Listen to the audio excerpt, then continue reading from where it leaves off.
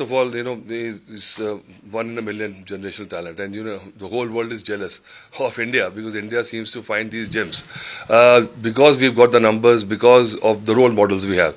That is why people are striving to become Sachin Tendulkars, Virat Kohlis, Dhoni, and that is why this crop is coming. And can you imagine the maturity and the audacity of this young boy? कमाल कर दिया. मुझे तो ऐसा लगता है कि ये जो natural sense है, there is something called X factor. You can have the game, you can have the power, but there's a God-given X factor which has to be there in you. So I think he is blessed with that, and I think it's long way to go, and I hope everything falls into place like it fell for Tendulkar, because Tendulkar 16-year-old, I was part of it, I saw the journey, but it's just not the game, it is to handle commercialization, and the only thing which bothers me is that is he being mentored enough to aspire for the test cap, because he's king in this format, and I think he'll rule. He'll have bad seasons also, but his game is going to improve. But has he got the capacity to aspire for the longer game, to show that he's got more talent than just hitting sixes?